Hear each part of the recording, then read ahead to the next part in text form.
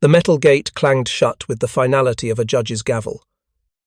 December 20th, 1944. Camp McCoy, Wisconsin. Snow fell in thick, silent curtains, muffling the world beyond the barbed wire. Inside the prisoner of war compound, 37 Japanese soldiers huddled in wooden barracks that smelled of pine tar and damp wool. Among them sat Corporal Takeshi Yamamoto, age 23, hands folded in his lap, eyes fixed on nothing. He had been captured 6 months earlier on Saipan, pulled from the rubble of a cave where he'd intended to detonate a grenade against his own chest. The Marine who'd tackled him had been younger than Takeshi himself, a farm boy with freckles and a Tennessee drawl who'd wrestled the explosive away and said something in English that sounded almost like an apology. Takeshi hadn't understood the words then. He understood even less now.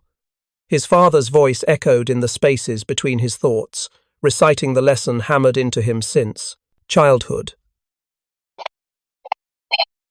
Death before dishonor. Capture is extinction. The enemy shows no mercy. Yet here he sat, alive, breathing air that tasted of Wisconsin winter and wood smoke, eating food that filled his belly, sleeping on a cot with a blanket thick enough to keep the cold at bay. The contradiction carved through him like a blade, sharp and relentless. Outside, Corporal Danny Sullivan stood watch, his breath ghosting white in the frigid air. 20 years old, raised on a dairy farm in Green Bay, Danny had enlisted the day after Pearl Harbor, with rage hot in his chest and a photograph of his older brother tucked in his wallet. Tommy Sullivan had died at Wake Island, and Danny had carried that death like a stone in his pocket ever since. Every morning when he looked at the Japanese prisoners through the wire, he saw the faces of the men who'd killed his brother, who'd bombed his country, who'd started this whole damn war. But then evening would come and he'd watch them eat their rations in. Silence, heads bowed, shoulders hunched against shame he couldn't fully comprehend.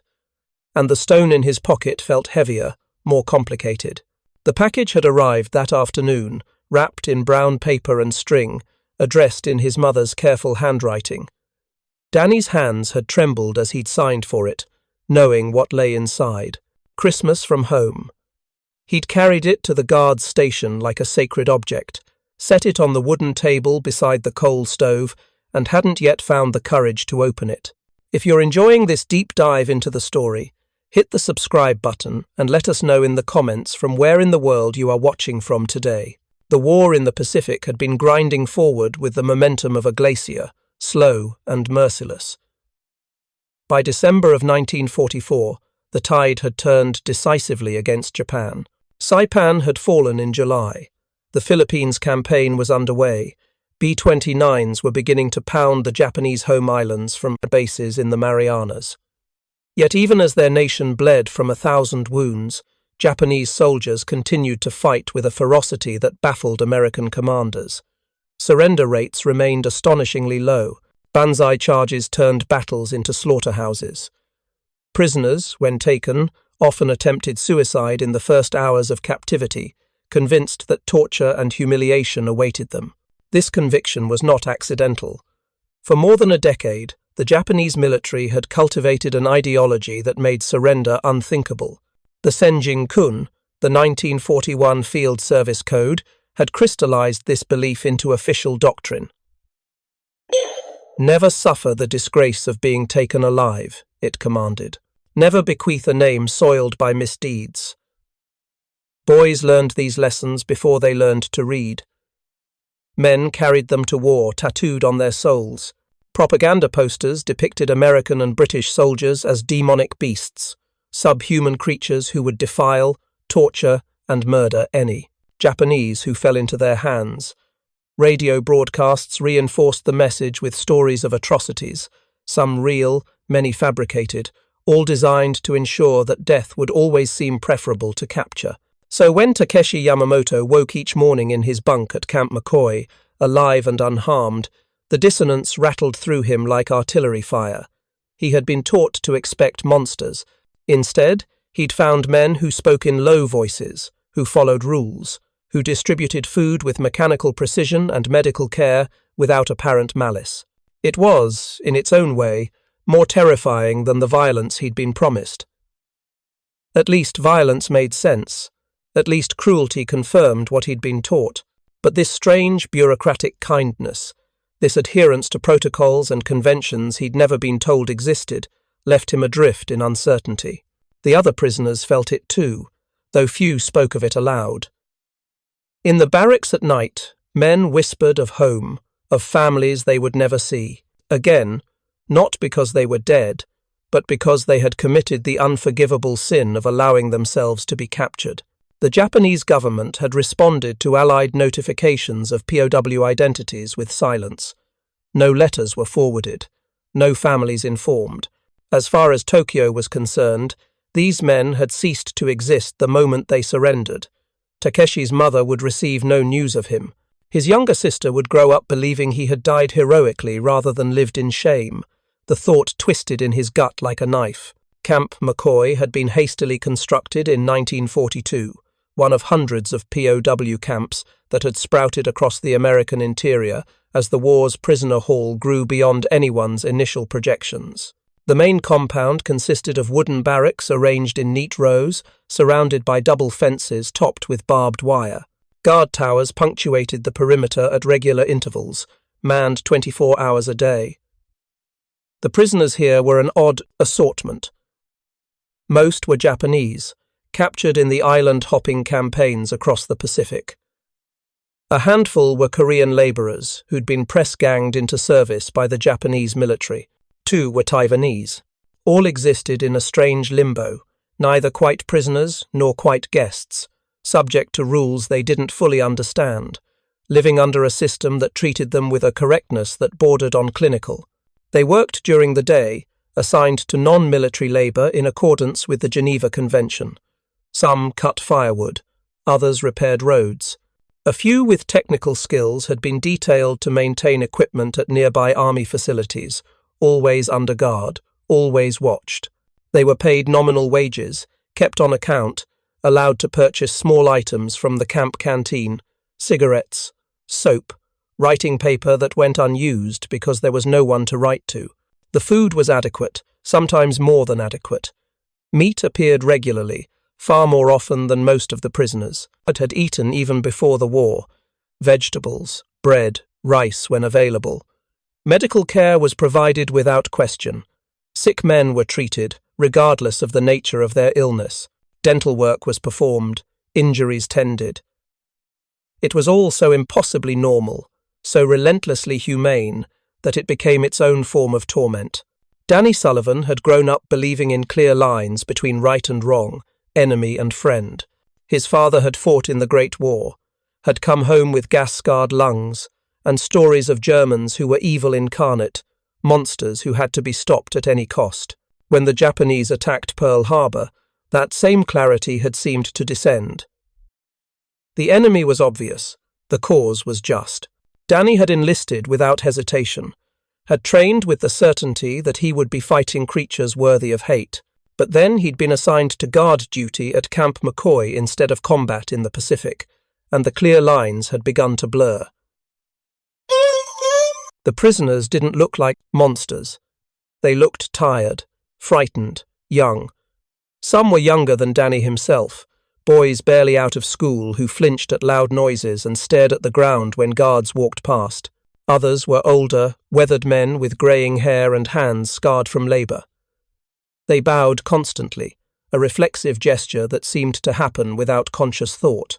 They spoke among themselves in low voices, words Danny couldn't understand but could somehow still feel, the weight of homesickness and shame and confusion.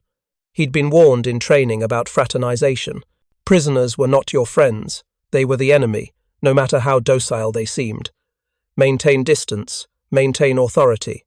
Never forget what they'd done, what their country had done, to your brothers in arms. But standing guard on cold December nights, watching smoke curl from the barracks chimneys, hearing faint sounds of men trying to sleep in a foreign land behind enemy wire, Danny found that distance harder to maintain than he'd expected. The package on the table seemed to glow in the lamplight, calling to him. He'd received packages before, of course. His mother sent one every month like clockwork, filled with the kinds of things that reminded him of home, cookies that arrived as crumbs but still tasted of her kitchen, magazines, already months out of date by the time they reached him, socks, meticulously darned, photographs of the farm, of the dairy cows standing patient in snow, of his younger siblings growing taller in his absence. But this one was different. This was Christmas. His mother's letter, tucked visible through the wrapping, promised what lay inside. Fruitcake soaked in brandy, peppermint sticks, a wool scarf she'd knitted herself, chestnuts from the tree in their yard, a small bottle of his father's homemade cider, things she'd saved and scraped and rationed for, in a country where even abundance was being stretched thin by war. Danny knew what those items represented. Not just the physical goods themselves, but the love and effort and sacrifice wrapped up in every parcel that crossed an ocean to reach soldiers far from home. These packages were lifelines, proof that home still existed, evidence that someone, somewhere, remembered and cared.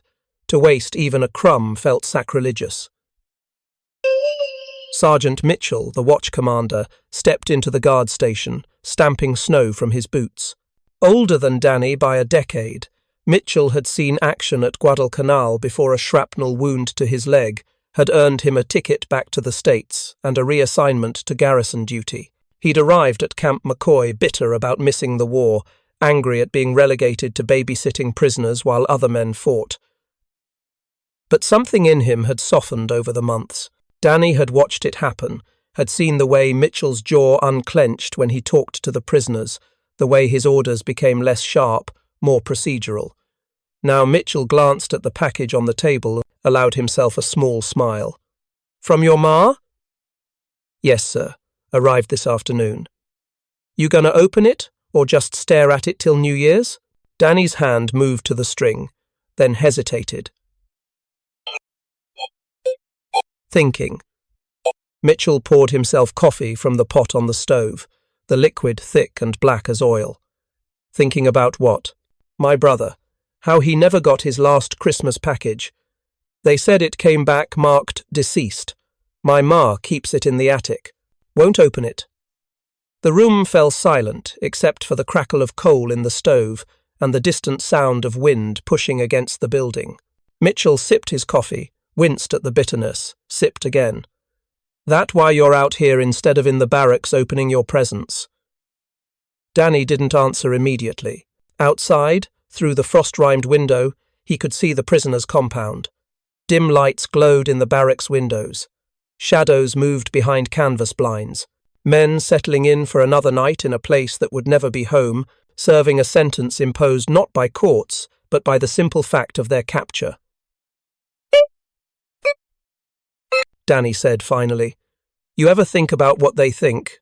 The prisoners, I mean." Mitchell set down his cup. "What do you mean?" "I mean, what do they think is going to happen to them? What they thought would happen when they got captured?" Mitchell's expression darkened. He'd seen things in the Pacific that Danny had only heard about. The bodies of Marines tortured beyond recognition. The screams of wounded men used for bayonet practice. The horror of finding your brothers crucified or buried alive.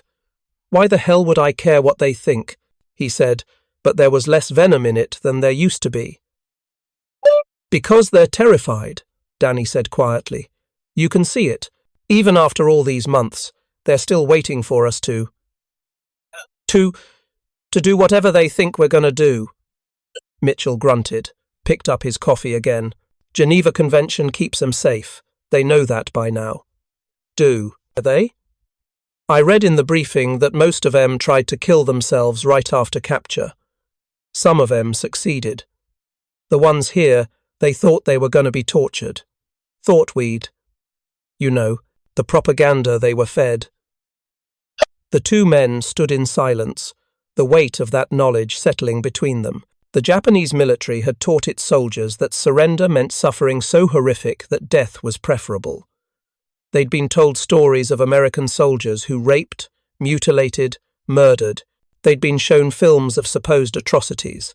They'd been made to believe that their enemy was something less than human, and then they'd surrendered, or been captured, and had found instead this: barracks with heat, food 3 times a day, medical care. Work that, while hard, was no worse than what they'd done in service. Treatment that, while firm, was not brutal. The cognitive dissonance of it must have been staggering. Finally spoke, his voice lower, more thoughtful. What they said in the briefing last month? The intelligence officers, I mean. What's that? They said the prisoners, who cooperate, who give up information, they do it because they think they owe us, because we didn't kill them, because we gave them food and bunks and blankets when they were expecting torture. Danny absorbed this, turned it over in his mind. Sad, almost. Sad how? Sad that being treated like a human being is so surprising to them that it makes them feel indebted. Mitchell finished his coffee, set the cup down with a finality that suggested the conversation was ending. War's full of sad things, Sullivan. That's just one more. He headed for the door, paused with his hand on the frame. Open your package. Your ma didn't send it so you could feel guilty. She sent it so you'd remember home. That's important, maybe more important than you think. Then he was gone, door closing behind him, leaving Danny alone with the package and his thoughts. Outside, the snow continued to fall, blanketing the camp in white, muffling sounds, softening edges. Inside the prisoner barracks, Takeshi Yamamoto lay on his bunk, staring at the ceiling. Christmas meant nothing to him. He'd heard the guards talking about it, had gathered that it was some kind of important holiday in America, something to do with their religion. The camp had put up a tree in the mess hall, decorated with paper chains the prisoners had been encouraged to make during recreation time. A strange ritual, but they'd complied, folding paper into links with the same precision they'd once used to maintain their weapons. Tomorrow, he'd heard through the fractured communication between guards and prisoners there would be a special meal. Turkey, whatever that was. Potatoes. Pie. The promise of abundance in a season the Americans associated with generosity and peace. It all felt absurd to Takeshi. Peace. There was no peace. His country was dying. His family had lost him. His honor was shattered beyond repair. What did it matter if the Americans gave them a feast? What did it matter if they were kept warm and fed and treated according to some set of rules that existed on paper but seemed to have no connection to the reality of war as he'd known it? Next to him, in the adjacent bunk, Private Kenji Sato stirred. Kenji was younger, just 18, captured on Tinian when his unit had been overrun. He'd been wounded, a bullet through his shoulder that had left him unable to fight. American medics had treated him, bandaged the wound, given him something for the pain. He'd woken up expecting torture and had instead found himself on a hospital ship heading for Honolulu. Yamamoto-san, Kenji whispered in the darkness. Are you awake? Yes. Do you think? Kenji hesitated, as though the question itself was dangerous. Do you think our families know we're alive? Takeshi felt his throat tighten. No. Why not? The guards said they sent our names, through some organization, Red Cross they called it. The Emperor will not acknowledge our existence, Takeshi said flatly. To do so would be to admit that Japanese soldiers can surrender. That is impossible. Therefore, we are impossible. We do not exist. Silence stretched between them, heavy as the snow accumulating outside. Finally, Kenji spoke again, his voice barely audible. Then we are ghosts. Yes, Takeshi agreed. We are ghosts. But ghosts still felt cold, still felt hunger, still felt the ache of homesickness and the sharper pain of shame. Ghosts, Takeshi was learning, could suffer in ways the living never expected. In the guard station, Danny finally cut the string on his package. The brown paper fell away to reveal the treasures within. His mother's fruitcake, dense and dark, wrapped in cloth soaked with brandy. Peppermint sticks in their red and white spirals. The scarf, soft and warm, smelling faintly of the lavender his mother kept in her linen closet. Chestnuts, cider, a small, precious tin of coffee, real coffee, not the chicory extended substitute that had become standard, and at the bottom, a photograph. His family on the farm, standing in front of the barn on a clear autumn day. His mother, his father, his 3 younger siblings. His father's hand rested on the empty space where Tommy should have been standing, where Danny himself should have been standing. The absence of brothers carved out of the frame like wounds. Danny sat there, holding the photograph, feeling the weight of everything it represented.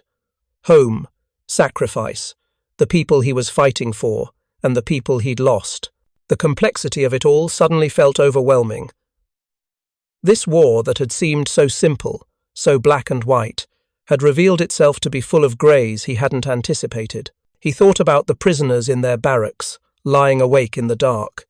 He thought about his brother, dead somewhere in the Pacific, his body lost to jungle or sea. He thought about his mother, carefully assembling this package, rationing her resources to send pieces of home across a continent. And he thought about the words Sergeant Mitchell had spoken. Your ma didn't send it so you could feel guilty. She sent it so you'd remember home. Danny stood, gathered the items, and carefully wrapped them back in the paper. Then he pulled on his coat, picked up the package, and stepped out into the snow. The cold hit him like a wall, brutal and cleansing.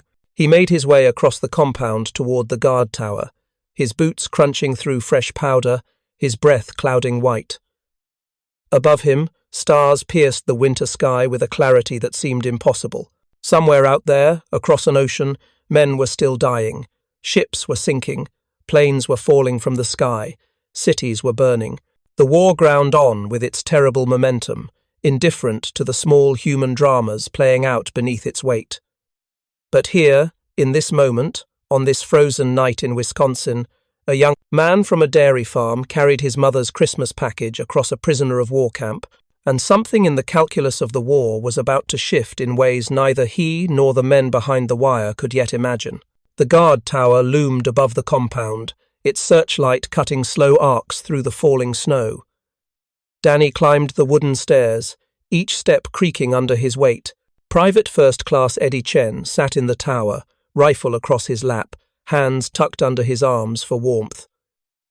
Eddie was Chinese-American, born in San Francisco, and he'd volunteered the day after Pearl Harbor, despite the suspicious looks his face sometimes earned him from people who couldn't tell the difference between Chinese and Japanese. Sullivan, Eddie said, straightening as Danny reached the platform. You're not on rotation till 0400. I know. Danny set the package down on the wooden platform, unwrapped it carefully. Eddie, you got family out west? Yeah. San Francisco. My parents run a restaurant. Why? They send you packages? Eddie's expression softened. Every month, my ma makes these almond cookies, packs them so tight they survive the trip mostly intact. Last one had a letter from my kid sister. She's 14 now. Drew me pictures of the restaurant, the customers, the cat, they got to deal with the rats. He paused. Why are you asking? Danny looked out over the compound, at the barracks where 37 men lay in the dark, cut off from home in ways that went beyond mere distance. What do you think the prisoners think about? At night, I mean. When they can't sleep. Eddie was quiet for a moment. Then he said, Same thing we think about, probably. Home, family, whether they'll ever see them again. Yeah. Danny picked up one of the peppermint sticks, turned it over in his hands. Yeah, that's what I figured. Sullivan, what are you getting at? Danny didn't answer directly. Instead, he asked, You ever think about why they fight so hard? The Japanese, I mean. Why they'd rather die than surrender. Because they're fanatics. Because they've been brainwashed to think the emperor's a god, and dying for him is the highest honor. That's what they tell us in briefings, Danny agreed. But I've been watching them. The prisoners, I mean.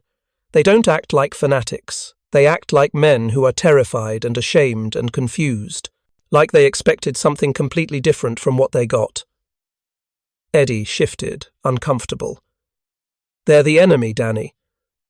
They started this war. They killed your brother. I know. Danny's voice was tight. I know all that.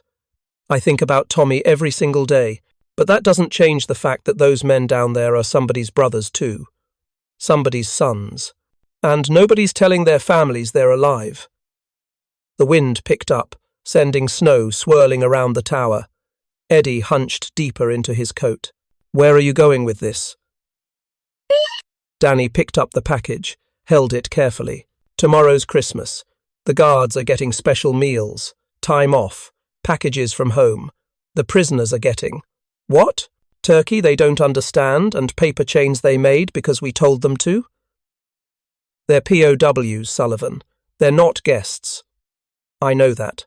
I'm not saying we should throw them a party. I'm just... He stopped, struggled to articulate the thought.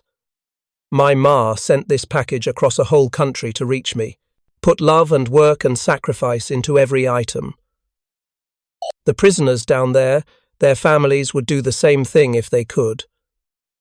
Because as far as Tokyo is concerned, these men don't exist anymore. Eddie was starting to understand.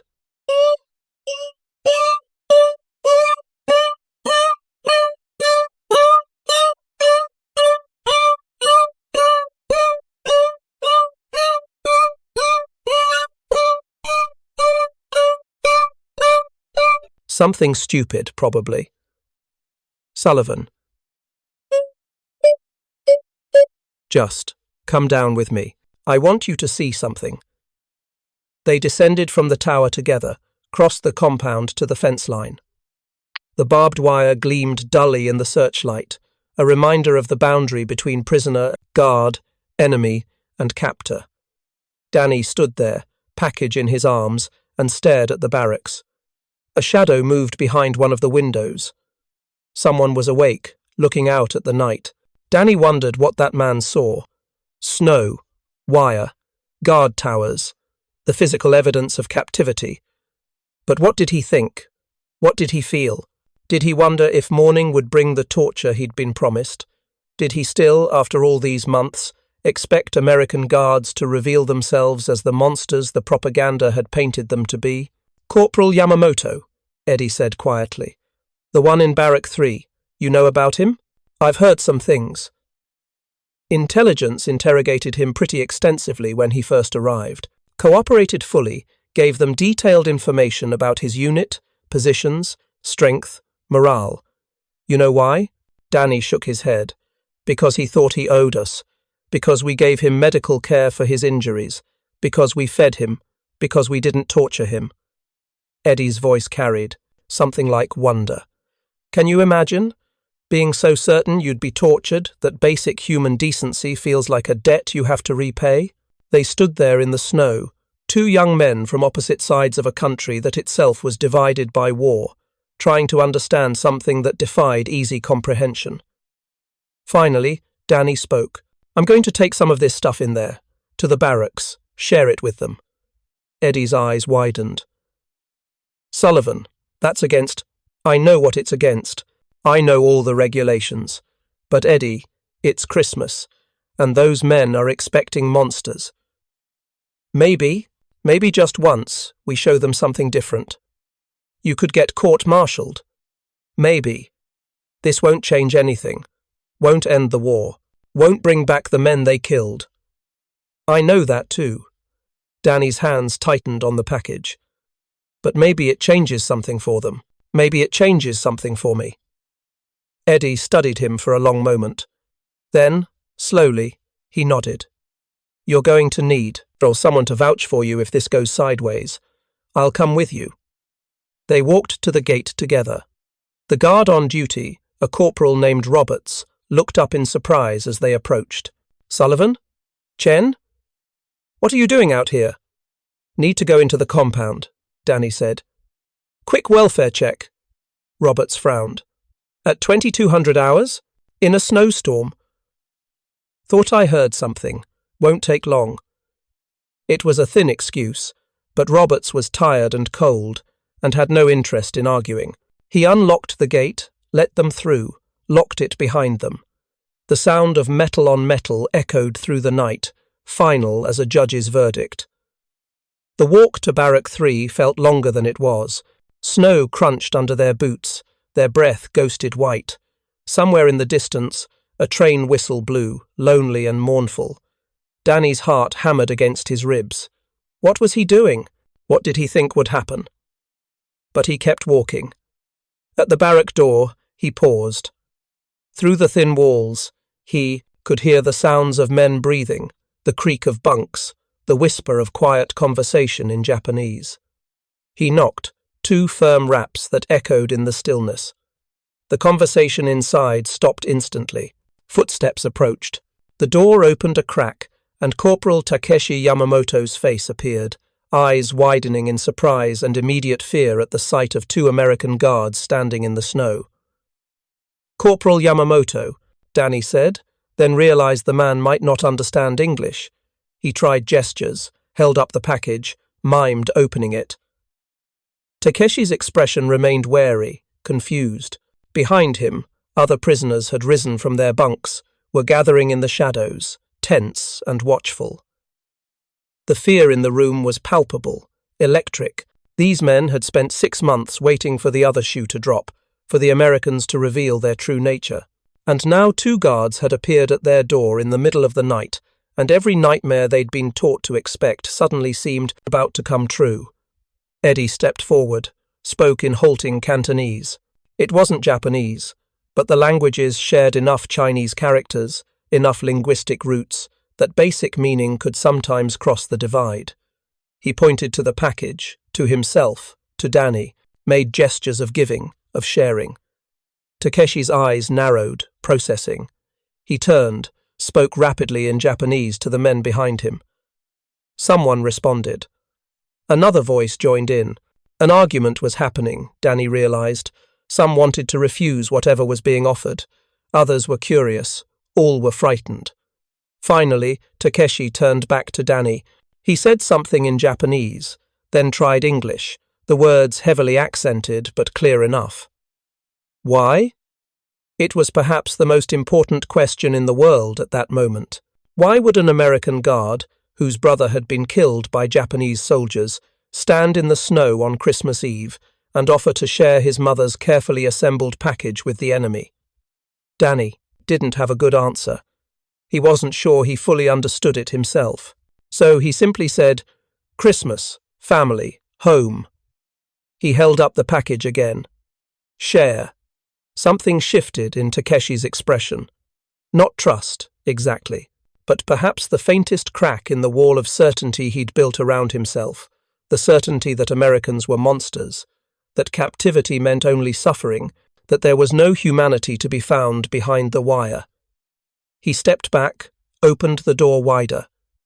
An invitation. Danny and Eddie entered the barrack. The interior was spare, functional. 2 rows of bunks lined the walls. A single stove squatted in the center, radiating weak heat. The men stood in various states of dress, some in their prison uniforms, others in undershirts, all watching with expressions that ranged from fear to confusion to something that might have been hope. Danny set the package on the table near the stove. He unwrapped it slowly, deliberately, letting them see each item as it emerged. The fruitcake, the peppermint sticks, the chestnuts.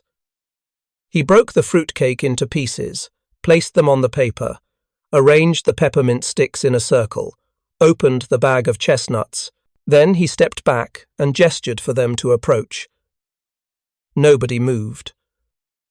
The prisoners looked at each other, at Takeshi, at the food on the table. The silence stretched, taut as wire. Finally, young Private Kenji Sato took a tentative step forward. He was the youngest, the one who'd been wounded, the one who perhaps had the least invested in maintaining the strict hierarchies and protocols that governed the others. He reached out, touched one of the peppermint sticks, then pulled his hand back as if burned. He looked at Danny, a question in his eyes. Danny nodded. "Yes, take it." Kenji picked up the candy, held it like it was made of glass. He turned it over, examining the red and white spirals. Then, slowly, he unwrapped it and placed it in his mouth. His eyes widened at the taste, sharp and sweet and utterly foreign. A sound escaped him, something between a laugh and a sob. That broke the dam. Other prisoners came forward, hesitant at first, then with more confidence. They took pieces of fruitcake, examined them with wonder before tasting. They tried the chestnuts, the familiar flavour in an unfamiliar context. They passed the peppermint sticks around, each man taking just one, careful not to take more than his share. If you find this story engaging, please take a moment to subscribe and enable notifications. It helps us continue producing in-depth content like this. And then something remarkable happened. One of the prisoners, an older man with grey at his temples, left the group and returned to his bunk. He rummaged in his footlocker and pulled out something wrapped in cloth. He brought it back to the table and unwrapped it carefully, revealing a small figurine carved from wood. A crane, wings spread in flight. He'd made it, Danny realized. Carved it during the long hours of POWs, recreation time, using tools from the camp workshop. The detail was exquisite, each feather precisely rendered, the eye containing a depth of expression that seemed impossible in something so small. The man held it out to Danny, speaking in Japanese, the words rapid and earnest. Eddie translated haltingly. He says, "Gift for gift, honor for honor. He thanks you for treating them as men." Danny took the crane, felt its weight in his palm. It was warm from the man's hands, smooth from hours of careful work. "Tell him I can't accept this. It's too valuable," Eddie translated. The man's response was firm, insistent. "He says you must. He says your gift has given him something back, something he thought he lost. He doesn't have the English word." "His humanity," Takeshi said quietly, in careful English. He'd been standing apart, watching, and now he stepped forward. "He says your gift has given him back his humanity. That is worth more than wood." The moment hung there, fragile, as spun glass. Danny, Eddie, and 37 Japanese prisoners stood in a barrack in Wisconsin, separated by language and culture and the terrible fact of war, yet somehow connected by something more fundamental. The recognition that beneath the uniforms and the propaganda and the ideology, they were all just men trying to survive, trying to find meaning, trying to hold on to the pieces of themselves that war sought to strip away. Danny tucked the crane carefully into his pocket. Tell him thank you. Tell him," he struggled for words. "Tell him I hope he gets to go home, to his family. When this is over," Eddie translated.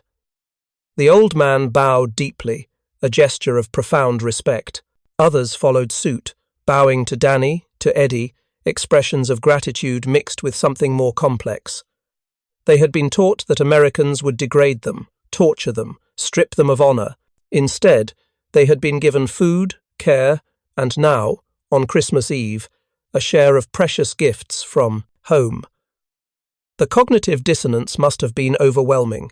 Everything they'd been taught, every certainty they'd carried into captivity, was being challenged by simple acts of decency.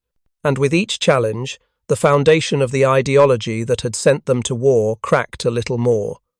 Takeshi approached Danny directly. His English was halting but determined. "Your brother, he die in war? Against us?" Danny went still. "How did you know that? I see your face. When you look at us." "I see." He struggled for the word. "Pain, anger, but also something else. You try to understand. Why?" It was the same question Danny had been asking himself. Why did he care? Why did it matter what these men thought, what they felt? They were the enemy. Their country had started this war, had killed his brother, had committed atrocities across the Pacific. He should hate them. It would be easier to hate them. But standing here, looking into Takeshi's eyes, seeing the same confusion and pain and pacer, humanity reflected back at him, Danny found he couldn't sustain that hate. Not completely, not purely. "I don't know," he admitted. "Maybe because hating you doesn't bring him back. Maybe because—" He paused, reaching for honesty. Maybe because you remind me that war doesn't just kill bodies, it kills other things. Important things.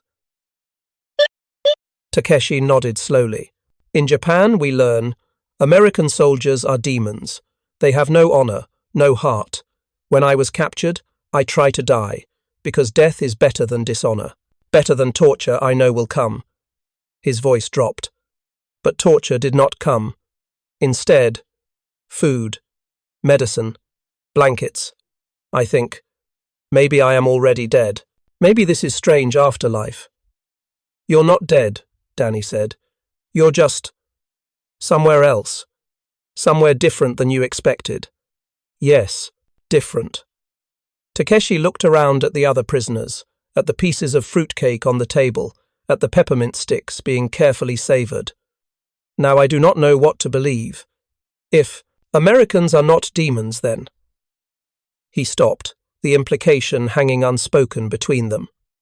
Then what else might be a lie? If this most fundamental certainty could be overturned, what other beliefs might crumble? The honor of dying in battle? The divinity of the emperor? The righteousness of Japan's war? Once you pulled one thread, the whole fabric threatened to unravel. Danny understood what he was witnessing, not just the sharing of Christmas candy, but the quiet collapse of a worldview. These men had surrendered their bodies months ago. Now, slowly, painfully, they were surrendering something deeper. The certainty that had been hammered into them from childhood. And in its place, something new was emerging. Not loyalty to America that would be too much to expect, but perhaps a recognition that the world was more complex than they'd been told. That enemies could show mercy. That honor might exist outside the narrow definitions they'd been given. Yamamoto-san, Eddie said, quietly, what will you tell your family? If you ever see them again, what will you say about this? Takeshi was silent for a long moment. Outside, the snow continued to fall, blanketing the camp in white. Christmas morning was approaching, though none of them could see it yet. I will tell them that I was captured by Americans who gave me food and medicine when I expected torture, who treated me according to rules I did not know existed, who, on their most important holiday, shared gifts from home with men they had every reason to hate. He looked at Danny directly. I will tell them that the enemy taught me something my own country did not, that mercy is not weakness, that humanity survives even war. His words carried a weight that pressed against Danny's chest. This was what mercy looked like in practice, he realized. Not grand gestures or battlefield heroics, but small acts of recognition. Seeing the humanity in your enemy and choosing to honor it, even when everything in you screamed that they didn't deserve it, even when your own grief and anger demanded cruelty in return. One of the prisoners had started singing, voice low and wavering. The melody was unfamiliar to Danny, clearly Japanese, but the emotion in it was universal, sadness and longing, and something that might have been hope. Other voices joined in, harmonizing, the song growing in strength and beauty. What are they singing? Danny asked. Eddie listened, then translated haltingly. It's a song about home, about missing family, about, he paused, about believing you'll see them again someday, even when it seems impossible. The song filled the barrack, spilled out into the night through cracks in the walls, rose up toward the snow-heavy sky. In the guard towers, soldiers heard it and wondered. In the command building, officers made notes in logs, marking the unusual activity but choosing, for reasons they might not fully understand themselves, not to intervene. And in Barrack 3, 2 American guards and 37 Japanese prisoners stood together in a moment that would never make it into official histories, would never be photographed or commemorated, but would nevertheless become one of those small hinges on which large doors turn. When the song ended, Takeshi bowed to Danny one more time. Thank you, he said, for remembering we are men. Danny and Eddie left the barrack and walked back across the compound through snow that had deepened while they'd been inside.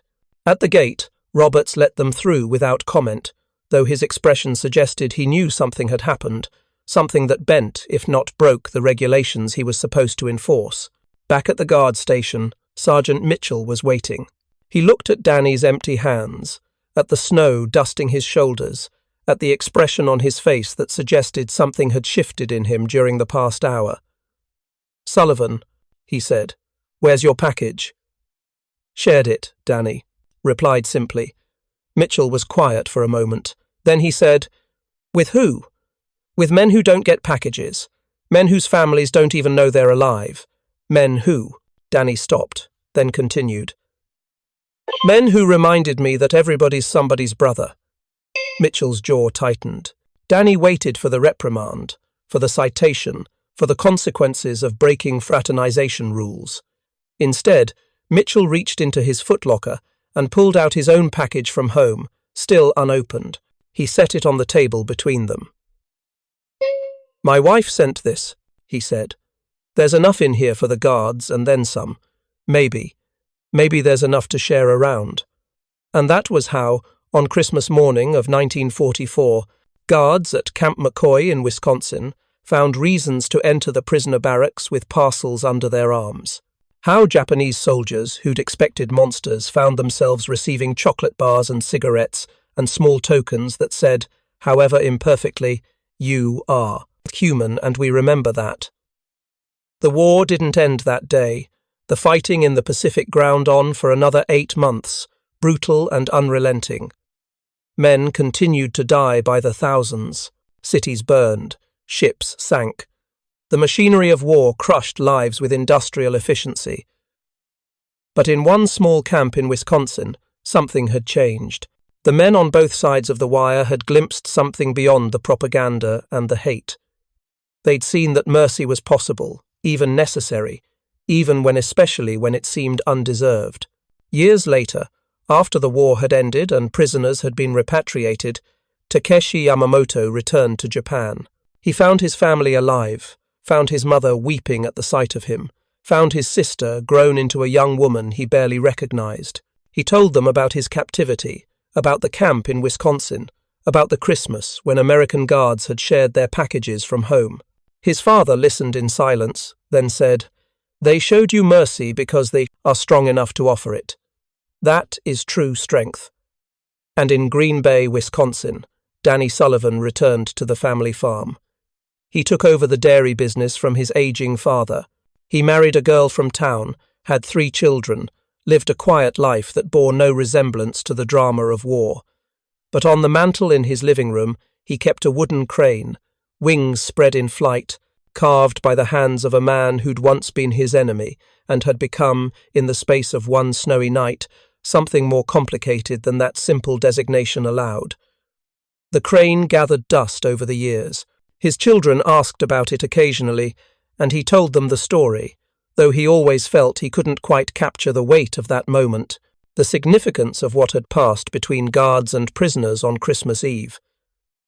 How do you explain to people who've never known war what it means to choose mercy? How do you convey the courage it takes to see humanity in your enemy? In 1993, nearly 50 years after that night, Danny received a letter from Japan. It was written in careful English, translated by someone with better facility with the language than the original writer possessed. The letter was from Takeshi Yamamoto. "Dear Mr. Sullivan," it began, "I do not know if you will remember me. I was a prisoner at Camp McCoy during the war. You shared your Christmas package with me and my fellow prisoners. You showed us mercy when we expected only cruelty. I have thought often over the years about that night, about what it meant to receive kindness from the enemy, about how it changed what I believed about the world." The letter went on to describe Takeshi's life after the war, his return to Japan, his marriage, his children, his work as a teacher like his father before him. And then, near the end, "I teach my students about the war. I tell them about the suffering, yes, but also about the moments of grace. I tell them about American guards who shared Christmas and packages with Japanese prisoners. I tell them that even in war, humanity survives. That mercy is always possible, that enemies can choose to see each other as men. Thank you for teaching me that lesson. It has shaped my life. I hope you and your family are well. I hope the crane I carved still sits somewhere in your home, a reminder of that night when we were all just men trying to find our way back to our humanity." Danny read the letter 3 times, tears streaming down his face. He'd thought about that night often over the years, had wondered if it had meant anything, if it had made any difference in the vast machinery of war and hate. Now he had his answer.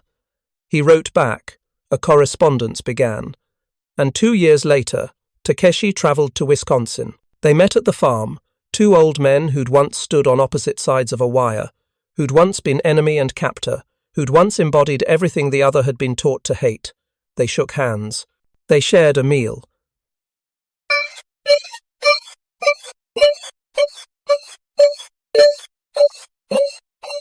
Wooden crane on the mantel, and remembered a night when snow had fallen and mercy had proven itself stronger than propaganda. Takeshi brought gifts for Danny's grandchildren. Danny showed him the farm, the cows, the fields where corn grew in the summer. They didn't talk much about the war. That part of their lives felt distant now, almost unreal. Instead, they talked about their families, their hopes for the future, the world their grandchildren would inherit. On the last night of Takeshi's visit, they sat on the porch and watched the sun set over fields that had never known war. Danny said, "I've thought about that night so many times, wondered if I did the right thing." "You gave me back my humanity," Takeshi replied.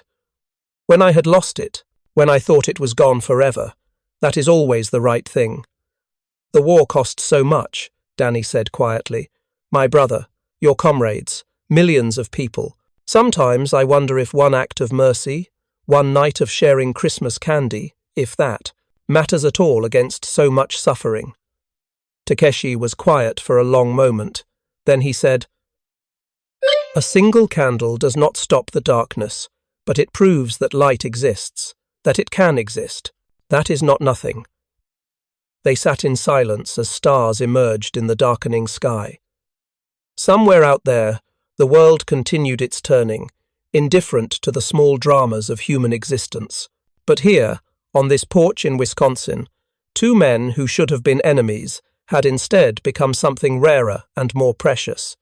They'd become proof that mercy endures, that humanity survives even war's attempt to destroy it, that choosing to see the person behind the uniform, the human being beneath the propaganda, that choosing that can change everything.